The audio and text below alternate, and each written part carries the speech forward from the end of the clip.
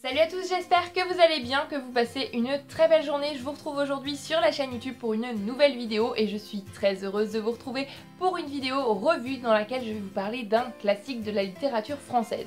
Parce que je pense que vous le savez maintenant, les classiques c'est un genre qui me fait de plus en plus envie. J'en ai pas lu beaucoup mais je compte bien y remédier prochainement. Je vous en ai parlé notamment dans ma dernière vidéo où je vous présentais 3 chaînes YouTube qui me donnent terriblement envie de vous plonger dans les classiques. Donc si vous avez loupé cette vidéo là, je vous mets un lien par ici et vous trouverez aussi le lien dans la barre d'infos. Enfin, refermons de suite cette parenthèse self-promo, n'est-ce pas? Alors, quand j'ai envie de me lancer dans les classiques, bien évidemment, je me suis dit qu'est-ce que je vais lire? Parce que j'avais déjà lu la trilogie de Fleurville de la Comtesse de Ségur que j'avais beaucoup aimé, mais j'avais envie de me plonger dans un classique qui se passe à une autre époque, mais pas quelque chose de trop compliqué. Donc je me suis dit que me plonger dans un livre dont je pensais connaître l'histoire serait une assez bonne alternative, donc je suis partie à la découverte de La Guerre des Boutons écrit par Louis Pergaud. Parce que c'est un livre qui c'est vrai qui a été adapté en pas mal d'adaptations, il a été adapté au moins 3 fois en France il me semble. Je crois qu'il y a peut-être eu quelques adaptations à l'étranger également. Et c'est des films que j'adore tout simplement, donc ce serait un petit peu bête de ne pas partir à la découverte de l'œuvre originale. Et puis c'était l'occasion voilà, de lire un classique et j'ai bien fait parce que j'ai tout simplement énormément aimé. Comme d'habitude lorsque je vous parle de classique, j'aime bien commencer en vous parlant très rapidement de l'auteur, sa vie, les faits marquants, ce qui a pu influencer son œuvre et notamment le livre que je vais vous présenter aujourd'hui. Donc voilà, je vais rapidement vous parler de l'auteur de La Guerre des Boutons qui est Louis Pergaud. Donc Louis Pergaud est né en 1882 et il était instituteur. Je trouve que c'est un point quand même assez intéressant en sachant que La Guerre des Boutons va être racontée par des enfants, du point de vue des enfants, et il y a quand même un certain nombre de scènes, un certain nombre de chapitres qui vont se dérouler lorsqu'ils sont à l'école. Donc comme il est instituteur, il sait comment les enfants se comportent à l'école, il sait le rôle de l'instituteur, il sait la place qu'il occupe dans la société de son époque, bien évidemment, au moment où il a écrit le livre. Donc je trouve que ça apporte un petit peu plus de réel à l'histoire. Il n'a pas imaginé tout ça, c'était son vécu quotidien. Et c'est un métier en plus qu'il pratiquait avec beaucoup de passion, et ça, voilà, j'ai trouvé que c'était très intéressant, tout en sachant que La Guerre des Boutons s'écrit du point de vue des enfants, de savoir qu'il était instituteur et qu'il aimait énormément son métier. Louis Pergaud a donc écrit La Guerre des Boutons, qui est un de ses livres les plus connus, mais il a aussi écrit un recueil de nouvelles qui s'appelle De Goupil à Margot et qui a reçu le prix Goncourt en 1910. Louis Pergaud est malheureusement décédé en 1915 lors de la Première Guerre mondiale au combat. Pour en venir maintenant à l'histoire de La Guerre des Boutons, je pense que vous connaissez les adaptations cinématographiques qui sont passées pas mal de fois à la télé et qui sont quand même très connues, c'est ce que je pensais aussi, mais finalement l'œuvre originale est un petit peu différente. La Guerre des Boutons, c'est l'histoire d'une guerre d'enfants, les enfants de Longeverne qui vont faire la guerre aux enfants de Velleran. On va principalement suivre les enfants du village de Longeverne, donc c'est des enfants qui ont une vie classique pour des enfants de 1912. Ils vont à l'école Jules Ferry, donc où ils apprennent la morale, où ils apprennent l'éducation civique, mais aussi la géographie, les mathématiques. L'instituteur a un rôle très important, j'y reviendrai plus tard, vraiment, c'est une figure très imposante. Il y a une réelle solidarité qui va se monter entre ces enfants, c'est leur vie quotidienne, classique si je puis dire, si ce n'est que dès que l'école se termine à 16 h, c'est la guerre. La guerre entre les enfants de ces deux villages, comme je le disais, Longeverne et Velleran. C'est une guerre assez violente quand même, il y a des coups, il y a des insultes, mais pourquoi est-ce qu'ils se font la guerre? Eh ben ils savent pas. Même eux, ils ne savent pas, ils savent que c'est une sorte de tradition, ça remonte à des siècles et des siècles. C'est vraiment une guerre très organisée, hein. Il y a un terrain, il y a un camp, il y a une zone de repli, c'est très précis, c'est... voilà. Mais ni l'un ni l'autre, dans les deux camps, ne savent plus trop pourquoi est-ce qu'ils se font la guerre. Donc comme je le disais, c'est une guerre violente, il y a des coups, des insultes, et petit à petit, cette guerre va se transformer en guerre des boutons. C'est-à-dire que, par exemple, les enfants de Longeverne vont prendre en otage un enfant de Velleran et vont lui arracher tous ses boutons, ses lacets, ses ficelles, ses bretelles, etc. Et cet enfant va donc devoir retourner chez lui comme ça. Voilà, on peut déjà déduire que l'accueil que ses parents vont réserver à cet enfant qui va revenir sans boutons avec ses habits complètement détruits ne sera peut-être pas un accueil des plus chaleureux. Et cette guerre des boutons va servir de fond à toute l'histoire du livre en fait. On pourrait avoir l'impression que c'est simplement l'histoire d'une guerre entre deux villages, mais j'ai trouvé que ce livre pour moi c'était bien plus que ça. C'était un livre aussi sur la société de l'époque, sur certaines choses de l'époque de l'auteur et c'était très intéressant en plus d'être très divertissant, en plus d'être tout simplement génial. Je tiens à préciser, pour commencer, avant de vous donner mon avis, que le style de l'écriture de l'auteur est quand même assez particulier. C'est un style d'écriture qui est très oralisé et je sais que certaines personnes n'aiment pas beaucoup ça. Je pense notamment à Autobiographie d'une courgette ou à Quand j'avais 5 ans je m'ai tué, qui est écrit aussi du point de vue d'un enfant, mais comme je le disais du coup avec un style très oralisé, d'une manière dont parlerait un enfant, donc avec des fautes grammaticales volontaires de la part de l'auteur, avec parfois aussi des fautes d'orthographe. Et je sais que certaines personnes ça les dérange, ça les rebute un peu, mais La guerre du bouton, c'est écrit aussi de ce point de vue là, c'est écrit du point de vue d'un enfant avec un style très oralisé et il y a quand même pas mal de fautes de grammaire volontaires de la part de l'auteur. Mais ce qu'il faut ajouter en plus, c'est que c'est quand même en 1912, donc les expressions que vont utiliser les enfants ne sont pas forcément les mêmes que celles qu'on utilise à notre époque actuelle, le vocabulaire n'est pas le même, la manière de parler n'est pas la même, donc c'est vrai qu'au début on commence le livre, on se dit oulala, je sais pas dans quoi je m'embarque, je comprends pas vraiment tout, mais il faut s'accrocher, il faut persévérer parce que ça vaut vraiment le coup et petit à petit on se prend au jeu, petit à petit on découvre cette écriture si particulière et on y prend goût limite. En tous les cas moi j'y ai pris goût et finalement j'avais encore plus l'impression d'être immergée dans cette année 1912, encore plus l'impression d'être aux côtés de ces enfants, voilà, de comprendre ce qu'ils disaient parce que petit à petit on s'y fait, petit à petit on comprend certaines expressions, on comprend certains dialectes, certains mots qu'ils vont utiliser et du coup j'ai trouvé ça aussi intéressant de voir l'évolution de la langue en un siècle, des expressions qui ont été utilisées en 1912 qui ne sont peut-être plus utilisées aujourd'hui. Mais c'est vrai qu'au début c'est un petit peu perturbant, faut un petit temps d'adaptation. Comme je le disais, on est vraiment immergé du coup dans cette année 1912 et on va beaucoup apprendre. C'est du point de vue d'enfant, encore une fois, donc on va découvrir ce qu'était l'enfance en 1912, leur quotidien, aussi ce qu'était l'école, l'éducation qui en un siècle a complètement évolué. L'éducation d'enfants de 1912 n'était pas forcément celle d'enfants de 2012, ça je peux vous l'assurer. Et voilà, l'école qui n'avait pas forcément la même place dans la société que celle qu'elle a actuellement. C'était vraiment l'école de Jules Ferry, la morale, l'enseignement civique. C'est l'école, c'est pour faire voilà, de bons citoyens français. C'est vraiment difficile à expliquer, voilà, mais on sent vraiment la place primordiale de l'école dans la société, c'est-à-dire que l'instituteur est celui qui a la connaissance, est celui qui a fait des études, est celui qui va aider les enfants à devenir des citoyens, à leur apprendre la morale, à leur apprendre à aller vers le droit chemin en fait. Et même les parents vont se tourner vers l'instituteur parfois lorsqu'ils ont des soucis. C'est l'instituteur qui va aider les parents à éduquer les enfants. C'est l'instituteur vraiment qui représente la morale de l'époque, qui représente la morale du village et qui représente le modèle en fait à suivre, ce qu'il faut faire, ce qu'il ne faut pas faire. Et c'est assez intéressant de voir la manière dont cette école Jules Ferry a pu évoluer pour arriver à ce que l'école est maintenant. Je ne vais pas rentrer dans des domaines politiques ou quoi, mais ça a évolué et c'est assez différent. C'est vrai que maintenant on n'a peut-être plus de leçons de morale, on n'a plus les blouses, on n'a plus d'uniforme à l'école.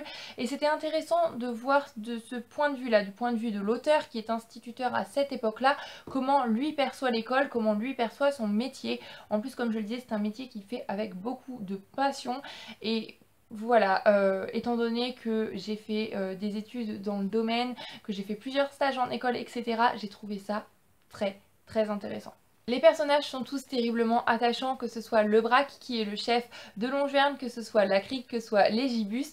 Voilà, je me suis attachée à chacun des personnages, je pense aussi à la Marie Tintin et surtout à la solidarité qui va se lier entre chacun d'entre eux. J'ai trouvé ça terriblement attachant et terriblement vrai.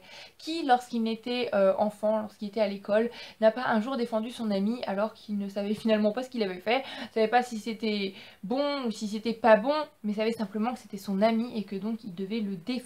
C'est vraiment une solidarité propre à l'enfance et j'ai trouvé que c'était très bien représenté de la part de l'auteur. Ce que j'ai trouvé aussi très intéressant, c'est la hiérarchie qui va se développer dans les rangs, que ce soit des Longevernes ou des Vellerans. Il y a un chef, il y a quelqu'un qui a un poste d'observation, il y a des gens qui font la surveillance. Il y a vraiment une hiérarchie très distincte, une hiérarchie qui est faite et qui s'inspire de ce qu'ils apprennent à l'école.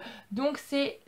Voilà, grâce à l'école, grâce à ce qu'ils vont apprendre, ils vont créer une mini-armée en fait, avec un trésorier, avec, je vous en dis pas plus, mais vraiment, on voit la manière dont ce qu'ils apprennent à l'école, ce qu'ils ont parfois du mal à apprendre, parce qu'il y a des élèves qui sont peut-être un petit peu plus doués que d'autres, et parfois ça donne lieu à des situations un petit peu comiques. Et bien, même s'ils disent qu'ils n'aiment pas l'école, même s'ils disent que voilà, parfois ça les énerve un petit peu, et bien finalement, ce qu'ils apprennent à l'école, ils sont bien contents de l'apprendre pour pouvoir remettre ça dans leur mini-armée pour aller faire la guerre des boutons. Et voilà, je trouve ça terriblement intéressant, terriblement passionnant et terriblement bien écrit de la part de l'auteur parce que c'est tellement vrai. Pour en venir à la fin du livre, je l'ai trouvé vraiment terriblement génial. Et je trouve qu'il y a une lourde morale dans ce livre. Comme je le disais, pour moi, ce livre, c'est pas simplement une histoire de guerre entre deux villages, c'est aussi, comme je l'ai déjà dit, du point de vue historique très intéressant parce que l'auteur va nous parler de ce qu'il vit à son époque actuelle, c'est l'importance de l'instituteur dans la société et c'est d'autres choses sur lesquelles je vais venir plus tard. Mais c'est incroyable parce que à la fin, on découvre, comme je le disais, ces enfants qui ne savent pas pourquoi ils se font la guerre. Et on découvre une querelle d'adultes, et des adultes de l'époque, donc en 1912, qui ne savent même plus pourquoi est-ce que les Longières et les Vellerans se font la guerre. Eux aussi ils l'ont fait enfant, mais ça remonte à encore plus loin. Et c'est cette manière dont des querelles d'adultes se transmettent aux enfants, et je trouve ça complètement terrible. C'est... Voilà, des parents qui vont dire tu ne dois pas aimer un tel parce que je ne l'aime pas. Ensuite des enfants qui vont grandir et qui vont le transmettre à leurs enfants. Et c'est une haine mutuelle que deux populations vont se lier, voilà, vont être liées par une haine qui remonte à des siècles et ils ne savent même plus pourquoi ils se querellent. Et si ça se trouve, cette excuse, cette querelle, elle est complètement débile, elle est complètement stupide, mais ils se vouent une haine par principe en fait, limite. C'est une tradition, on ne doit pas les aimer parce que c'est comme ça, on habite là, ils habitent là, donc on ne doit pas s'aimer. Et je trouve ça complètement terrible, c'est... Voilà, j'ai trouvé ça choquant, mais ça arrive. Et c'est ça qui est le pire, c'est ça qui est terrible. Et on a une deuxième morale, je trouve, dans ce livre, qui est qu'on a été des enfants et qu'il ne faut pas l'oublier. Et cette morale-là, je la trouve terriblement touchante parce que je pense que quand on est parent, que nos enfants font des bêtises, on est énervé sur le coup, c'est sûr. Mais on oublie parfois de garder en tête que nous aussi on a été enfants, nous aussi on a malmené nos parents parfois, nous aussi on a fait des bêtises. Et que du coup, eux aussi ont le droit de faire leurs bêtises. Dans la limite du raisonnable, hein, je dis bien. Mais voilà, il faut pas oublier que nous aussi on a été des enfants. Et que voilà, il faut garder une part d'enfance en nous pour comprendre ce que nos enfants font. Et ne pas voir ça seulement avec un regard d'adulte qui punit, un regard d'adulte qui voit ça comme une énorme bêtise. Et j'ai trouvé ça terriblement attachant, terriblement vrai, pardon. Et la manière dont c'est amené, ça m'a mis le sourire et j'ai trouvé ça tout simplement génial.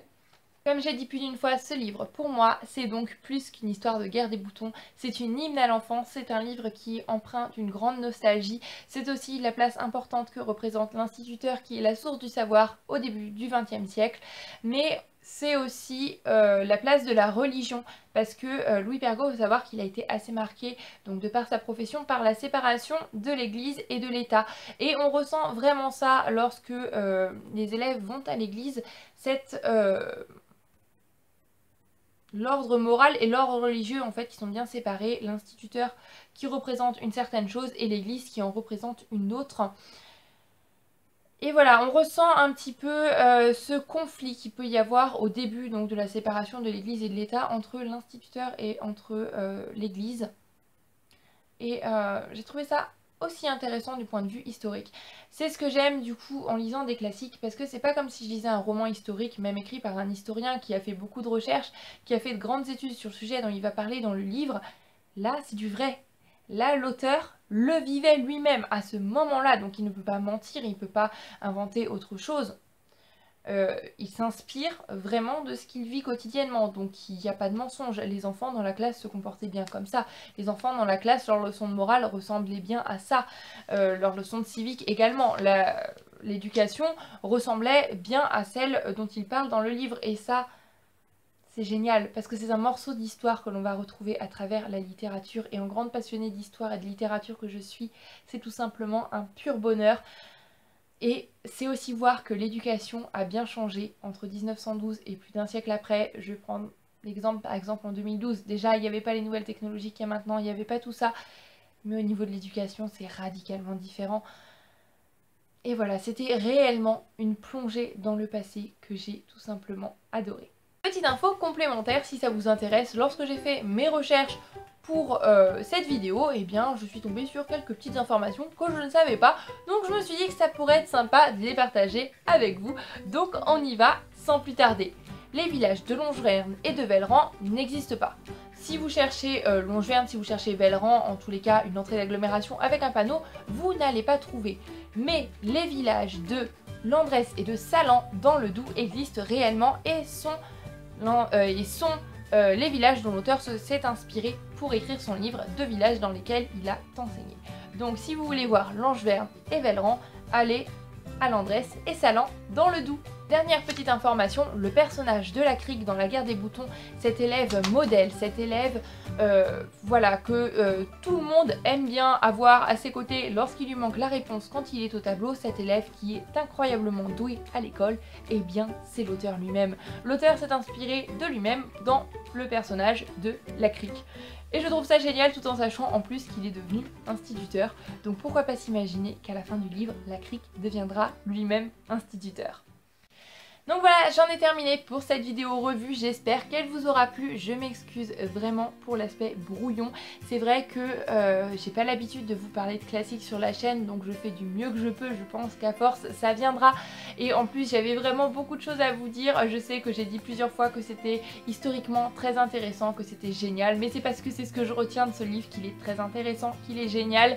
Et j'avais tellement de choses à vous dire, tellement d'informations que j'avais envie de partager avec vous que c'était peut-être un petit peu brouillon, je m'en excuse et voilà, je pense que plus j'irai classique, plus je vous ferai de vidéos classiques et plus je m'améliorerai. En tous les cas, je l'espère, parce que sinon, si toutes mes vidéos classiques sont brouillons comme ça, voilà, ça me rendra un petit peu triste, mais j'espère que cette vidéo vous aura plu. En tous les cas, c'était un réel plaisir de partager ça avec vous, de vous la filmer et de lire ce livre. Et ça m'a donné qu'une envie, c'est de plonger à la découverte d'encore plein de classiques et pourquoi pas lire d'autres livres écrits par Louis Pergaud. Pour ma part, en attendant la prochaine vidéo, je vous souhaite à tous, comme d'habitude, d'excellentes lectures. Prenez grand soin de vous. Passez une très belle journée. Je vous fais plein de bisous. Bye bye!